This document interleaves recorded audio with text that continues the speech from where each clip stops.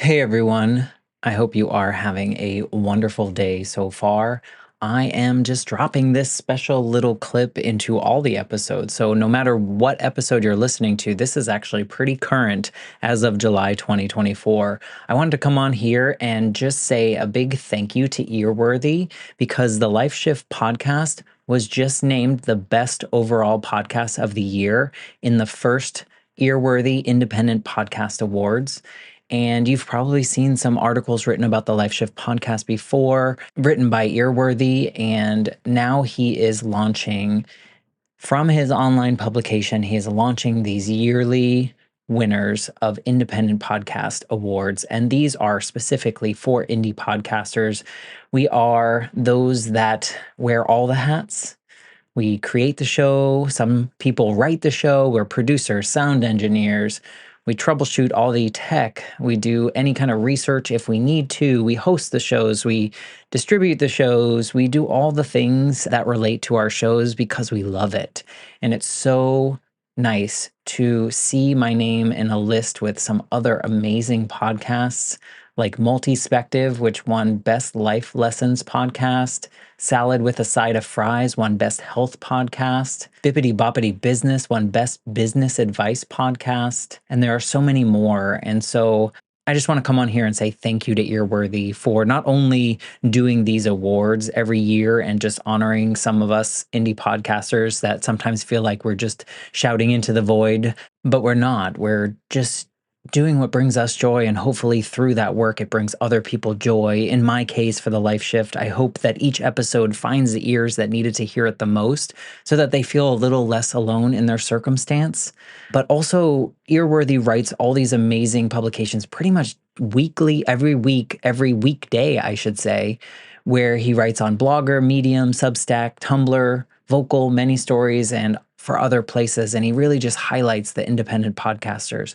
So thank you, Frank, for everything you do with Earworthy and for recognizing all of us in the first Earworthy Independent Podcast Awards.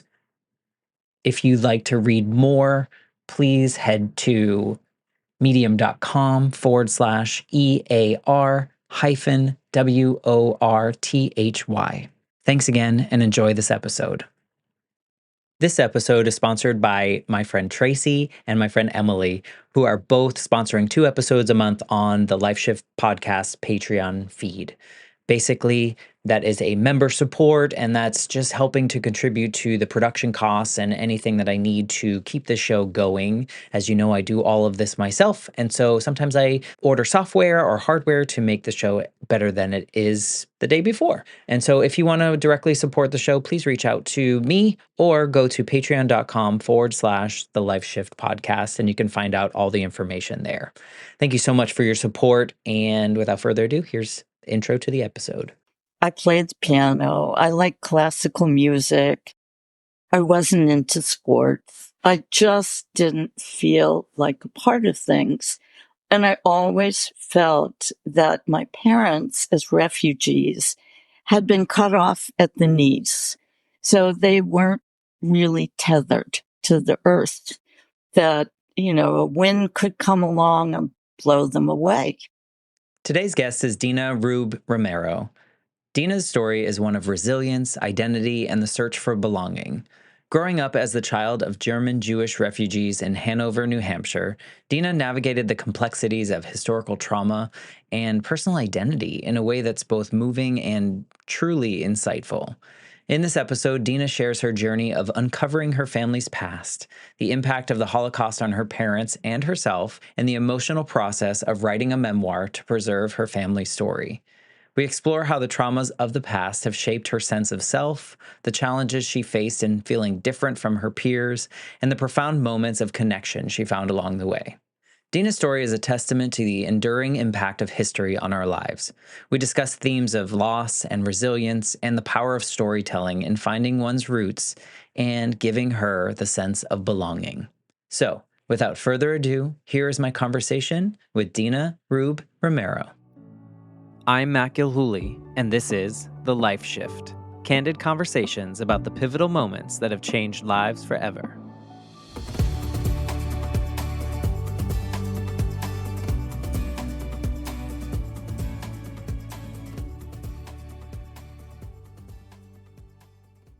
Hello, my friends. Welcome to the Life Shift podcast. I am sitting here with Dena. Hello, Dena. Hi, Matt. Thank you for coming back. So, if anyone's listening now, we tried to record a couple weeks ago and then we ran into some weather issues. And here we are again. And it's nice to see you again. It's nice to see you. Thank you for wanting to be a part of the Life Shift podcast. If anyone is listening specifically for you and they don't really know why this show exists, it really stems from my own personal experience. When I was 8, my mom died in a motorcycle accident. And at that moment in my life, everything that I knew changed. My parents lived thousands of miles apart, and I had to move to a new state and a new school, and all these things had changed. And growing up, I didn't really have the place to process it or really talk about it. I think everyone just expected me as an 8-year-old to kind of get over it or move on or just be happy. And in the back of my mind, while I was trying to process things on my own, I always wondered, do other people have these like really seemingly small, like short, pivotal moments that like just changed the whole world? And it's true. A lot of people have these pivotal moments and not just one. And as I get older, now that I'm in my 40s, I realize that it's not just one. There are many that come along. And I know you, Dena, have mentioned many, but today you're here to talk about one or two of those moments in your life that really shifted and changed everything for you. So that's a little backstory on the Life Shift podcast. But, thank you for wanting to tell your story in this conversational way. Thank you. Thank you for the opportunity. It's mine because never could I have imagined, especially as that 8-year-old boy, that I would have this opportunity to talk to strangers all over the world about really vulnerable or personal things and find out how much we have in common, Yes. more so than we have different from each other. And so it's really an opportunity and a pleasure of mine to be able to have this conversation. So thank you for saying that, but it's also mine. So before we get into your story, maybe you can just tell us a little bit about who Dena is in 2024. Like, what does your life look like these days?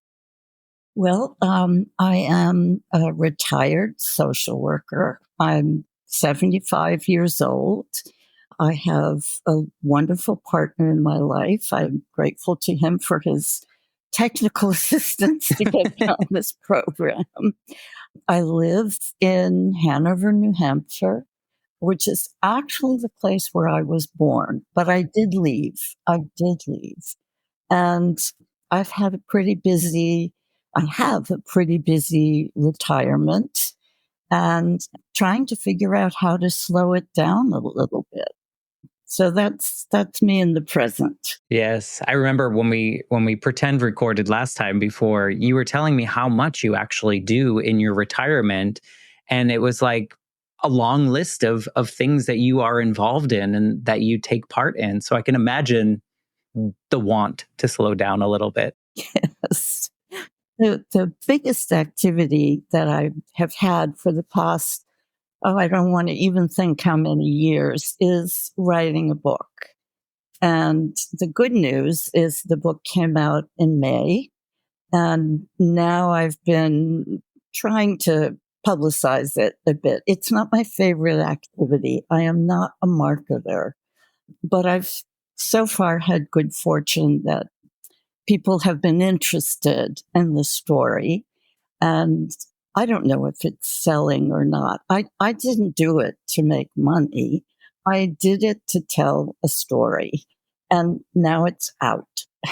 I bet that feels great. And congratulations for publishing your book. And whether it took you 10 minutes or 10 years or 20 years, however long, good for you, because you've accomplished something that many people will never even do. And I love that your goal with it is really to share your story, which you're also here to share part of or Yes. an element of that story in your own personal way. But, you are the only one that says, that's not my favorite part of this book process is marketing it and sharing it with everyone. Yeah. Cause you're like, I did the hard work. I put it out there, but Right. this version is even harder. Right. I've been saying to people that having a baby, it would be much easier because, for one thing, it takes 9 months.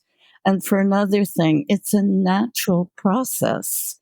But writing a book and then getting into all the things about how do you publish a book, oh my God, that's You're like, not it shouldn't natural. be this difficult. I didn't know. I didn't realize when I started that it would be so much work. But there's also some joy in it. And I'm very happy it's done. Yeah. Well, and imagine, since it is such a personal story, I would imagine there's some kind of, and this is maybe me assuming, but is there some catharsis that comes with closing that chapter of writing it and getting it out into the world? Absolutely. I mean, I don't know if you want me to go into details about what the story is. Sure. I mean, if Um, unless you want to tell it through your story, however you want to tell your story, I know that they're intertwined, this conversation and your book. So, Thank yeah. you. So, a little bit about my background. I was born and raised in Hanover. My parents were German. My father was Jewish. My mother was Lutheran. My father, fortunately, was able to get out of Germany in September of 1938. And for people who know some history, November of 1938 was what we call November 10th, Crystal Night, Kristallnacht, Night of the Broken Glass. My mother had left Germany the, approximately a year before, gone to England, where she got a job. When my father left, he saw her for 2 days in London.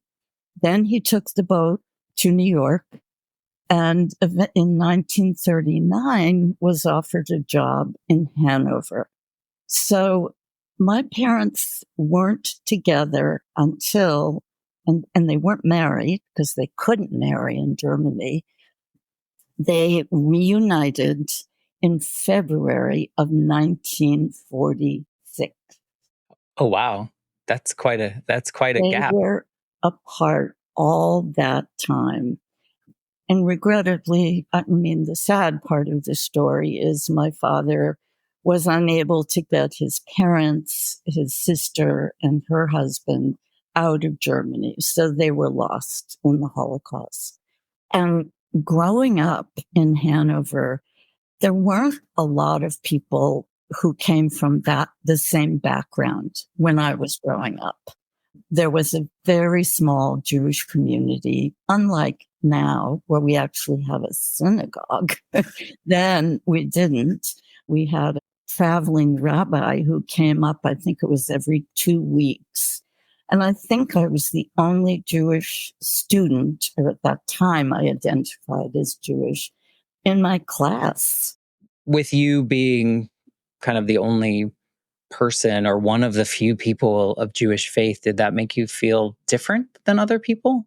I think I felt different because, first of all, my parents weren't Americans. My mother had an accent. They were shopkeepers. My father had a camera store. And Hanover is where Dartmouth College is located. It also has a very fine hospital, and that's become actually now, it's moved to the next town over, a large medical center. But so at the time, it felt to me like, if your father, your parents, if your father wasn't a doctor or a professor, you were in a different segment of the world. Plus, I think I sort of took in as a young age that, I mean, I knew pieces of my parents' story, but that there had been a huge loss. I knew that I had one set of grandparents, not two. And when they taught us about Thanksgiving and over the river and through the woods to Grandma's house we go, our situation wasn't quite like that. So on the positive side, we went to Europe. Yeah, which most Americans probably did not. Right. Not at that time. It Right. wasn't, right? And I think as I was growing up, my father always talked about feeling isolated. And I can understand that. I always wished that there had been a larger community of European refugees here, or just Europeans who had chosen to live here, who could have said to my mother, you know, this is how it's done here. I I had two pigtails. I mean, maybe other girls did. My hair was long. I graduated to a long braid. I played the piano. I liked classical music. I wasn't into sports. I just didn't feel like a part of things. And I always felt that my parents, as refugees, had been cut off at the knees. So they weren't really tethered to the earth, that, a wind could come along and blow them away. And you realize, did you feel that as a kid too? Or is this upon reflection? No, as a kid, when we would go to Germany, I think their first trip my parents made, and they took me with them. I was 3, so I don't remember much. But we went approximately every 2 or 4 years to see my mother's family. And also it was a business trip for my parents, my father. And early on, there were still a lot of bombed out buildings. And I always had this sense that my parents couldn't have protected me from bombs falling down from the sky. And that made them seem fragile. I just had this sense of them. They weren't as fragile as I thought they were. But that was my impression. And you didn't have all the fabric, if you will, like all the backstory, or did you? Did your parents share a lot of that as you were growing up, or was it more they just didn't talk about it and were moving forward from here? What they shared was primarily their story, that Their love story? their love story, that they held out for each other. They were loyal, and everything that they went through to be together. I knew that my father's parents and his sister and her husband were killed. And my mother actually shared with me that they thought that my father's sister was pregnant at the time, but they didn't go into a lot of details. And I think they were protective. They didn't want me to have to face that or carry that. But as I once said to someone, I feel like loss lived in our house, unspoken, but it was there. Did you ever catch them talking about it to each other, in a sense of like, because it almost sounds like maybe they just didn't talk about it and they didn't share with you either. They didn't talk about what happened to my father's parents. But when we went to Germany, my father always went back to his hometown, which is something that as I got older really confused me. I didn't quite understand that. I figured it out after he died. I decided that he went back to his hometown because that was his Heimat, his home. And that was where he was born. That was where he grew up. And he was not going to let the Nazis take that away from him. And I think it was a very brave stand on his part. He would go back every time he went to Germany. Did you ever, and you found this out after he passed, or did you? No, I would sometimes go with him. Okay. And did you realize why he was doing that while he was still alive? Or what did you learn about him after he passed? Well, I guess it wasn't so much anything that I learned. It was the only way I could understand it. Why would someone go back to a town where his father had been made to walk through the streets carrying the Torah, wearing a prayer shawl with the other Jewish men. Why would my father go back to that? And it was the only way I could understand it. That was his resistance, that this was his town, his home, and nobody was, he didn't live there anymore, but. No, there's a tether. Right. It was some kind of tether to it. I can understand that. Right. And for me, the sort of one pivotal moment was after my father died, I went to the town and I went to the Jewish cemetery. I don't remember my father ever taking me to that cemetery. It's in the town.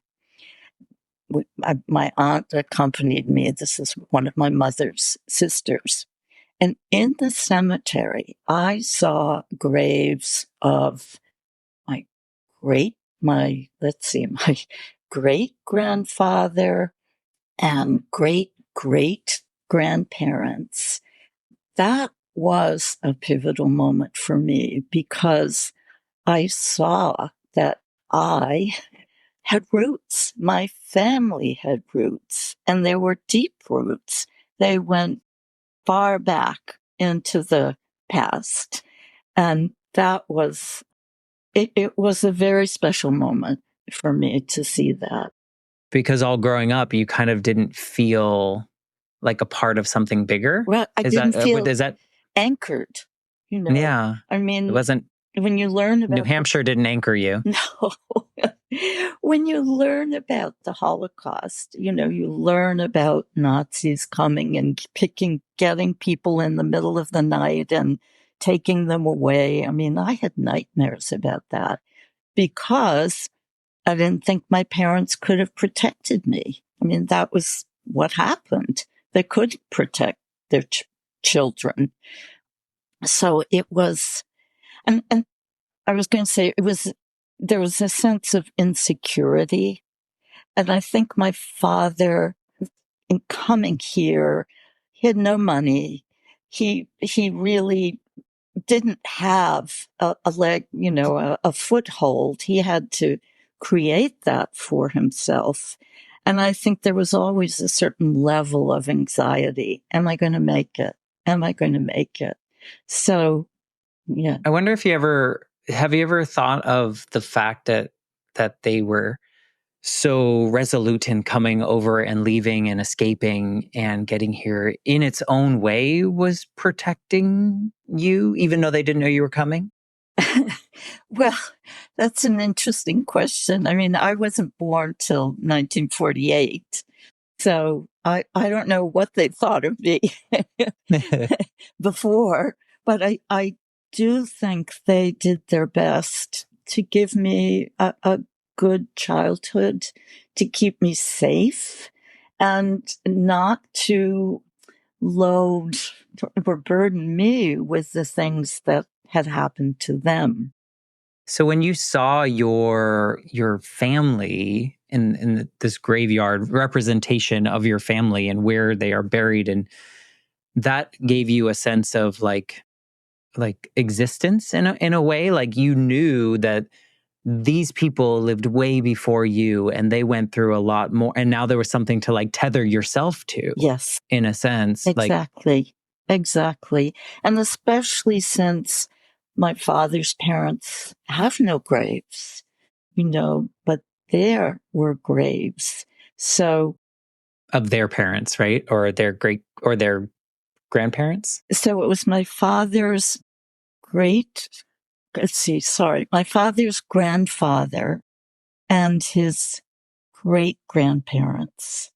And yeah, that's pretty far back. It's pretty far back. And sort of an aside story is my father loved his grandmother. I have her name, Dena.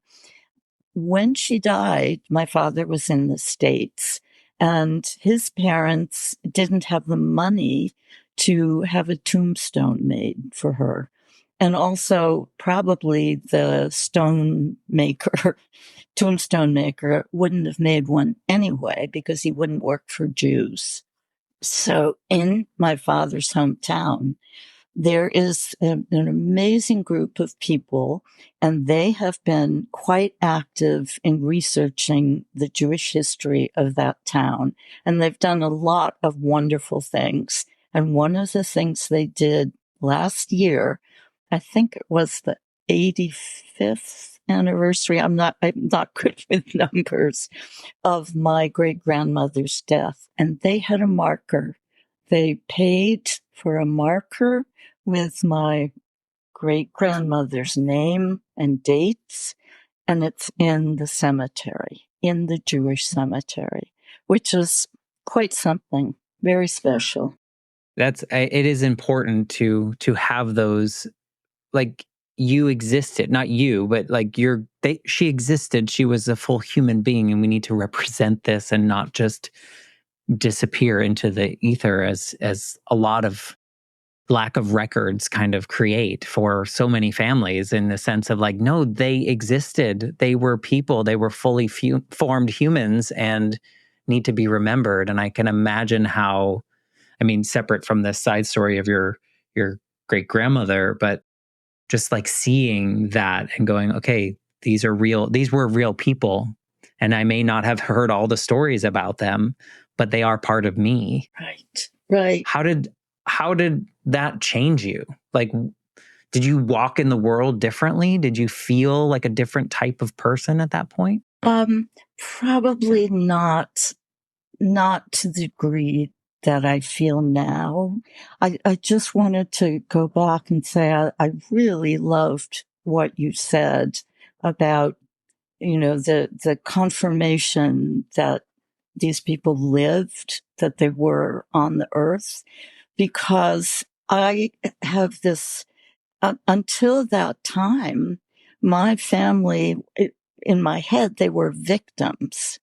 And it's really important to think of people as full human beings, not just victims, but the ones buried in the cemetery had lives. They were like regular people. And that is so important. I think the biggest change for me has really been with the book. Oh, yeah. How so? Well, I'm grateful. I had an editor, and she said, you have to include yourself, which I did not want to do. I really just wanted to tell the story. She said, you have to include yourself. So I figured, okay, how am I going to do this? And the way I did it was I had what I called Hanover interludes. As a matter of fact, I've entitled them Hanover, New Hampshire. And what I did in those very short sections, inserted after a certain number of chapters, was to talk about how what I'd just written about affected me and the impact it had on my life. And at the very end of the book, so again, the editor, you've got to write, you have to end with yourself. You must do that. So I remember writing something like, I'm telling this story and now I don't have to hold it alone. It is out. It's not that I feel unburdened. I don't feel burdened, but I've done the best I could to honor my parents, to honor my grandparents. I've told the story. I mean, it's through my eyes. I know I've made some mistakes. Somebody already pointed that out to me. But the story's out there for other people to read. Hopefully they'll read it and add to the body of work about what happened during that period of time. Forgive me if this connection does not resonate, but as you were telling that and telling the story of finding the grave markers of your family members, does any part of you see this book that you've created very similar to that experience of seeing like your book almost being a tombstone that someone can come to and go, they existed in a way? Absolutely. I mean, I loved details. And I wanted to fill the book with details to prove that my grandparents had been on this earth. And I made a point of starting the book not when my father had to leave Germany, but before, when he was born. And, the role that his father, my grandfather, had in this village and how people thought about my grandparents. I mean, I met people who knew them, and I wanted them to be real because they were Yeah, real. you're right. And You wanted other people to know that they were real too, not yes, just you. yes, and not only victims, you know, Yeah, fully formed humans. right, right. Yeah. Before I go down this one road that I'm thinking of, I'm curious as to why you were kind of adamant about not including yourself in the book. Well, when I started, and believe me, this has been a very long process, I consulted with a woman who lives around here who is a professional or was a professional editor. And she read what I had, a few sections I'd written, and she said, take yourself out of the story. So I just thought, this is not about me. I've been very fortunate in my life. This is about the story. And the editor just said, you have to include yourself. Because it is about you. You're bound, without the book pun going there, but you are bound to these stories, right? These are Yes. you. Yes. These are your lineage and everything that whether you knew or not made who you are. Yes. And I think that was why one of the things that made this so positive for me, at times very painful, Of telling course. the Yeah. story, but was really facing the impact that the story had on me. And a big part of it was that I didn't have, as a young adolescent, young adult, a kind of a rocky relationship with my father. I think because we were very alike. And I've really never fully appreciated his experience. The main focus in the book is really my father. I mean, of course, I talk about my mother. My mother was interned on the Isle of Man, I think it was for 7 or 8 months, as an enemy alien. This was in 1940. So, she went through a lot too. How did you get all these stories? Like, how did your parents, I mean, it sounds like your parents didn't really talk about all these things, or did they? They Or where did did. these stories come from? Okay. They did talk about my mother. My father always said she was a guest of the king. And That's it's a nice true. way of putting it, I guess. Yes, it was a nice, and, she was fortunate. She was with a lot of other women, and they were in these hotels. The hotels, the Port Erin, where she was on the Isle of Man, it was a seaside resort. And people would come from England to, be by the sea. But with the war, they weren't coming. So the owners of the hotel were very happy to have these residents because the government paid for them. So my mother was there. And as she said, it wasn't so bad. They had enough to eat. They weren't bombed. So that was good. Yeah, that's good. She was truly a guest of the king. But And she made her way 5 years later to your father, yes, yes, right? it was not easy. My father tried to get a visa for her. My mother, there were so many barriers. I mean, my mother was going to come for the 1939 World's Fair. Well, the war broke out. Hitler invaded Poland, and then England and France went to war. So she was in England. That was it. Then she couldn't get a visa to come to the States because they weren't giving visas to people who had family in Germany. So the fact that, she was in love with a Jewish man, engaged to a Jewish man, meant nothing to the bureaucracies. They really went through a lot to be together. Yeah, I mean that's a story of love that a lot of people maybe nowadays can't really relate to. So it's beautiful that you have. I mean, I wouldn't necessarily call it a beautiful story because there's so much hardship that came along with it. Right. But the fact that love is and can be that strong is a really inspirational piece to include, even if it's just a small through line in your story. But I think that's an important thing for people in current generations to read about. Well, the title of the book, the main title, is All for You.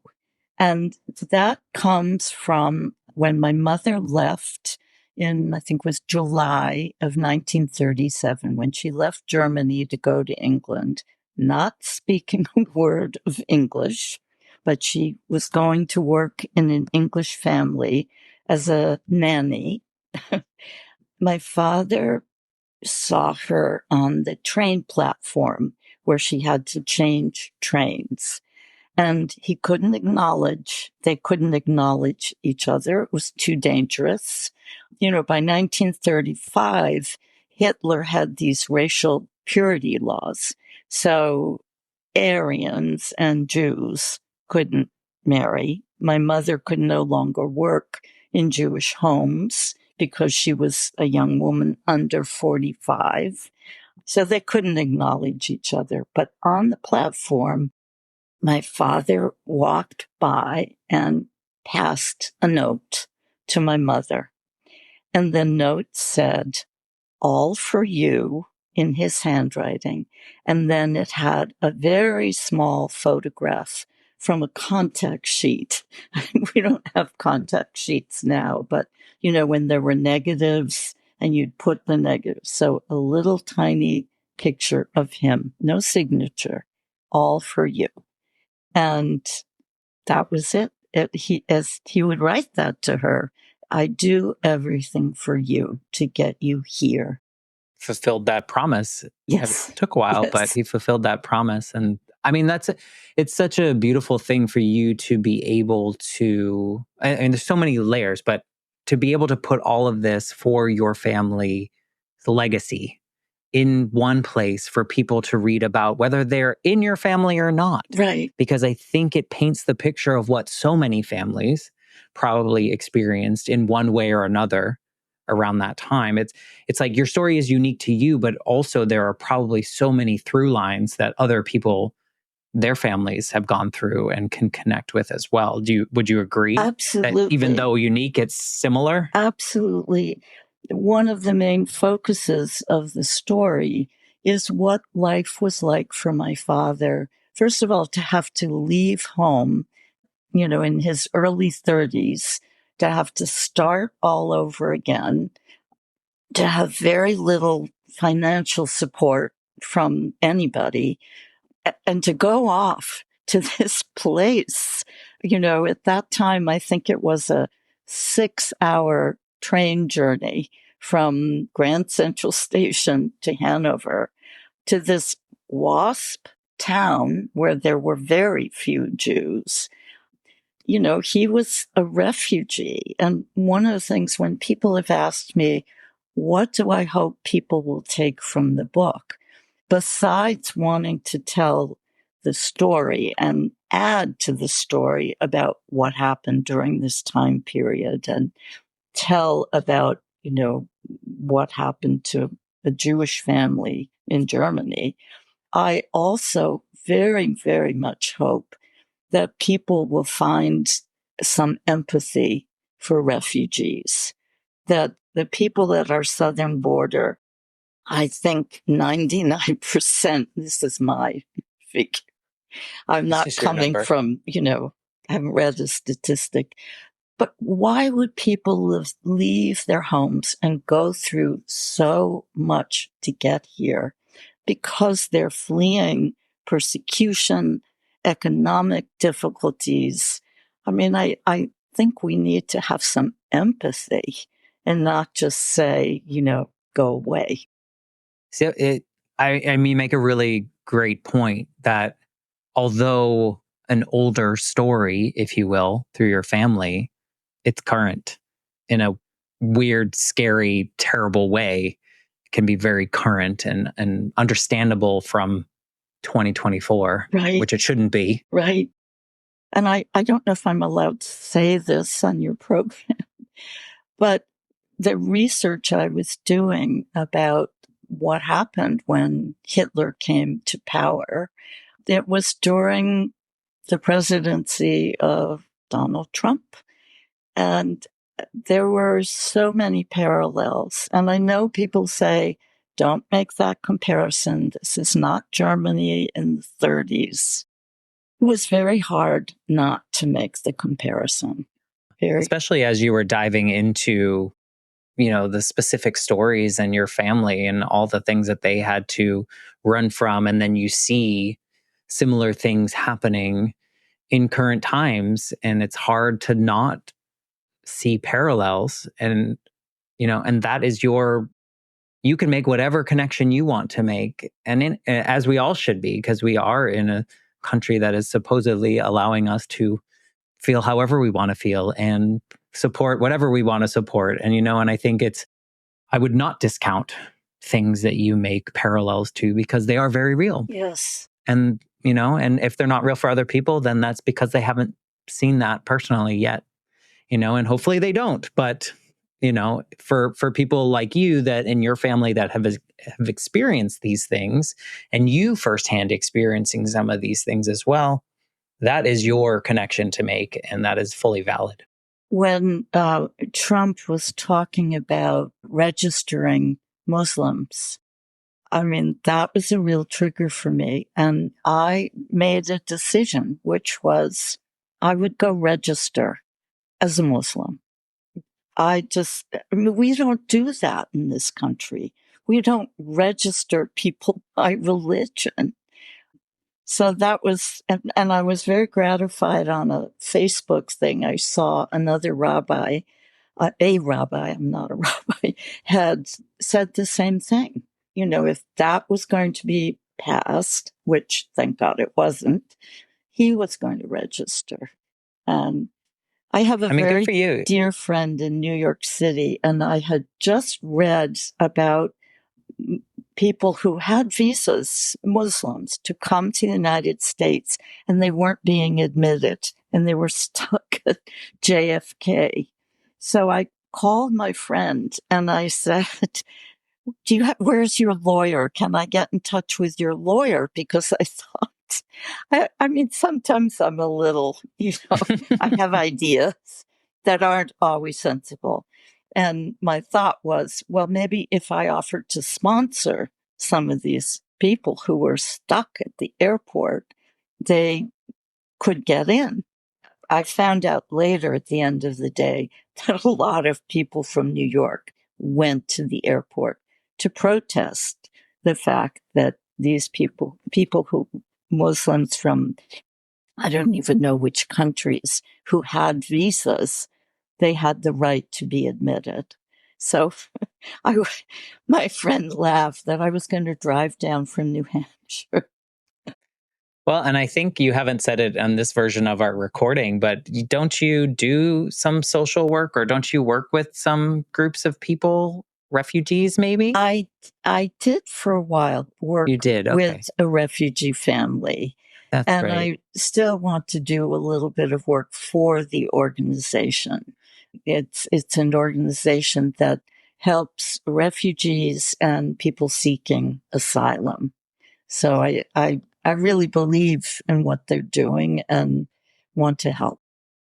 I mean, it makes sense why you would. It is ingrained in your DNA. It is part of you to have that compassion because of what you and your family have gone through and Right. your lineage has gone through. Right. And I think it's very admirable. You mentioned this writing this book was such a change in you.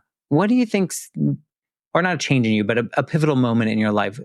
Is there something different about you now that this book is out into the world? Do you feel a different sense or a different version of Dena? I do. I really do. I feel like I am myself. I can focus on my life. I mean, you could say at, Dena, you're 75 years old. It's high time you focus on your life. But I I think the book has really freed me in a way that I didn't anticipate.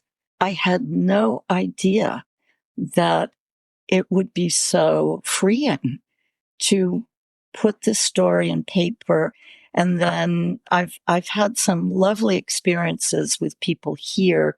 I presented at our local library and invited a lot of people I knew. And of course, they were all people I knew, so there were a lot of smiling faces. But I've had some very wonderful responses, which also is, I can't quite explain this, Matt, but it's somehow I have the feeling that the book and the story are outside of me, not inside of me. And yes, I wrote the book and my name is on the book, but the book isn't really me. I know I'm not explaining it very well, partly because I don't completely understand it myself. I just feel a lot freer, to be who I am, whoever that Well, I mean, I is. think you were carrying the stories of so many people, and you probably, as a child of refugees, you were probably carrying their baggage, and not in a negative way, Right, but you were carrying it. And I think that by putting it out in the world, it makes sense to feel lighter and freer. And not that you're detached from it, right, because it's still always you and it's still part of you, but it's like you can put the bag down, right, and right. you can pick up a different bag right now and do what you want with it, but knowing still that's still your luggage, that's still something that you'll carry with you. But now other people can. And Yes, now other people can feel seen, right? By seeing your story or reading your story. I would imagine people don't feel as isolated or alone, in a sense of like, oh, I'm not the only person that's felt like this. Dena felt like this. Her family felt like this. yes, There's yes, more community, if you will, with yes, people you don't even know. I bet there yes. are people that read it and you're just like, you don't even know you're connected now because they've read your book and they haven't told you. Right. Matt, when I was a child, when I was growing up, for a long, long time, I felt tremendous guilt. I felt guilt about what happened to my grandparents and their daughter and son-in-law. And I'd say to myself, why do I feel guilty? I wasn't even alive when that happened. Well, I don't feel that guilt anymore. I feel That's like good. I've done the best I could in You telling. did more than anyone would expect, too. You did something that a lot of people will just hold on to and then they're done, right? And then it carries to the next person. And so you've kind of lightened that load for everyone around you. I think it's commendable. And I get I get the guilt piece. I've talked to a couple people about like epigenetics and how like a lot of trauma seats in like DNA Yes, and that gets passed through and yes. we carry that on. And I kind of feel that of like my grandmother when she was 2, her mother died of tuberculosis. Her parents came Oh from my.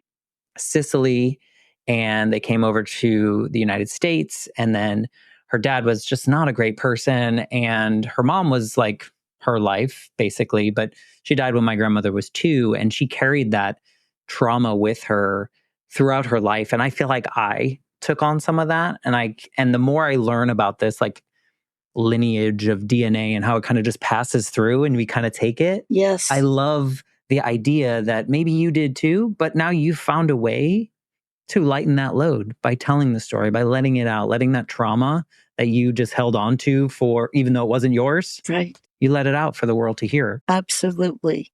And it's interesting. I always had this desire to be one of the people who went into the concentration camps and helped people, survivors after the war. Well, obviously that made no sense because I was born in 1948 and that, was the wrong time period. But somehow I agree with you completely. I do think, the DNA, a lot of things have passed on. But do you think you helped? I think you did by doing what you did. I think doing your service right now through this book and telling the story and putting this story into the world, I think that's the way that you were able to help do the things you wanted to do that sounded weird as a child because you couldn't do them. Right. And also, I feel like it's just one more, this maybe sound trite, but one more nail in the coffin of Holocaust denial. Because you can't, it happened. It happened. I have a photograph in my book of the Jewish men being forced to march down the street of the town. I mean, it was real. And anybody who says it didn't happen is wrong, is just wrong. So hopefully the book will help with that as well. Let me ask you, do you think if you had not woven your reflections, your story, your element of you in that book, do you think you would feel as light as you do now? No, I don't think so. And part of what I wanted to say or show in the book was this horrible event had an impact, not just on the people it affected directly, not just on the people who got away, refugees, but the next generation. And it keeps, this is not over. The Holocaust did not end when Germany surrendered in 1945. They are still finding things. There is still research coming out about what happened. And I think there's an imperative to be aware of what we do to other people. And we need to look at our own house. We haven't done what Germany has done and is doing to look at their history. We really need to look at ours and what has happened in this country with slavery and racism. We have a long way to go. I personally have a long way to go, but yeah, I think you're right. I think we can't forget history because then we risk repeating it. And we're seeing elements bubbling up of the things that we've tried to forget or push back or push away. And so I agree. Right. We need to, I think, just be more respectful of other people, not other people, not be so frightened of difference. And because as you said, that's what makes us cool. We're all the same. We are all human beings. We may have different traditions and different cultures, but ultimately, can't we find a way to get along? Yeah, no, I hope. I do hope that we get it. And the more I have these conversations, the more I see it. And I think the more vocal people are becoming about how they feel and about the way that we should be treating each other. I think for a long time, generations just kind of brushed things under the rug, or they weren't as vocal about it, or they weren't talking about it as much. And I think people are talking about it more. And I hope that leads to, that kind of whole light is the best disinfectant of, the more we talk about it and put it out there, hopefully, Yes. and you're doing your part in it. You're doing what you can control and by telling your story. So thank you for just doing that and creating that story for the world to read. Well, thank you, Matt. I appreciate that. We try, I think some days well, on my desk, on the wall, I have a card on which I wrote something from John Lewis's book. I think it's called Bridge or something. It's a memoir. And he writes, "Do not get lost in the sea of despair. Be hopeful, be optimistic. Our struggle is not the struggle of a day, a week, a month, or a year. It is the struggle of a lifetime." But he also said, the next sentence, "Never ever be afraid to make some noise and get in good trouble, necessary trouble." So I like this idea of not getting lost in the sea of despair, because I could do that. It would be very easy. And then it's about me, and that doesn't help anyone. Right. No, I agree. It's very easy to get into that and stay in that and feel comfortable in that. Yeah. And so sometimes we got to get uncomfortable. Yes. And we need to have these stories. And I'm so glad that we've had this opportunity to have this conversation despite technology trying to tell us not to. We made it happen. And, I love to kind of wrap up these conversations with a question. And I'm curious if as you started on this journey, however many years ago it was to write this book, is there anything that this version of you would want to tell that version of Dena as you were starting to put those notes together? Oh, that's a lovely question. Trying to think quickly and respond. I think I would say to the Dena that was starting to write the book, hang in there, hold on, you can do this.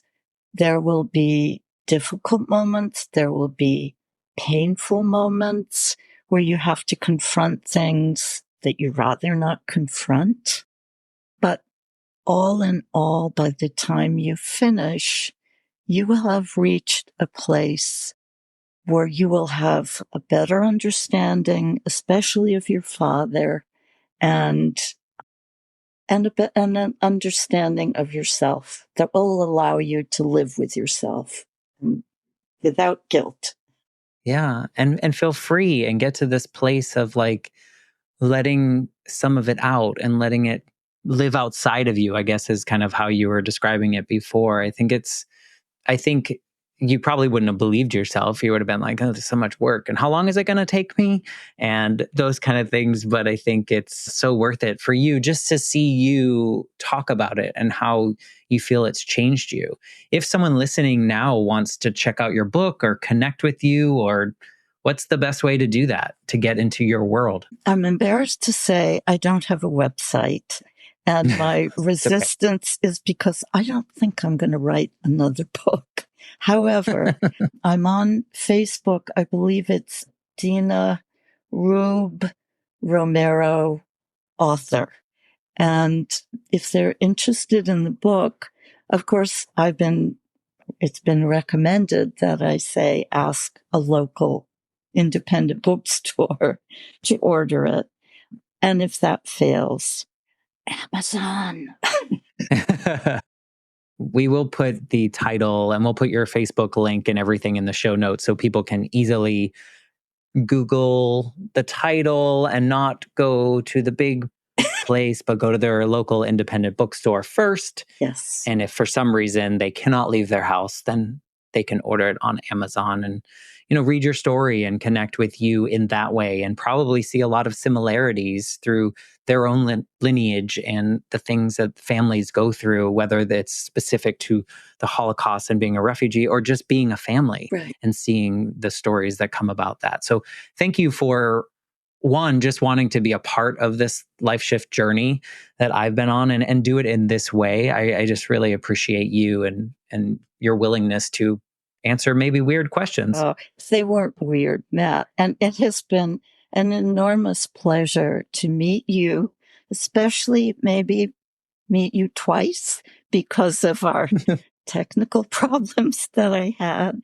I have to say, I think you are a lovely human being.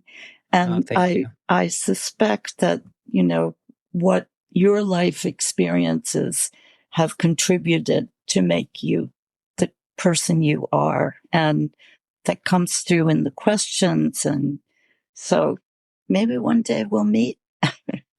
Next time I visit my family, I'll let you know when I'm in the New Hampshire area. That would be lovely. I would be honored to meet you. Likewise. And we will be in touch. If you are listening and something that Dena said resonates with you, we would love it if you share this episode with a friend, or you reach out to Dena, you buy her book, you do all the things. And I would just be appreciative if you leave a 5-star review and a little nice little saying on Apple Podcasts or something for me. But with that, I'm going to say goodbye, and I will be back next week with a brand new episode of the Life Shift podcast. Thank you, Dena. Thank you, Matt. Thanks.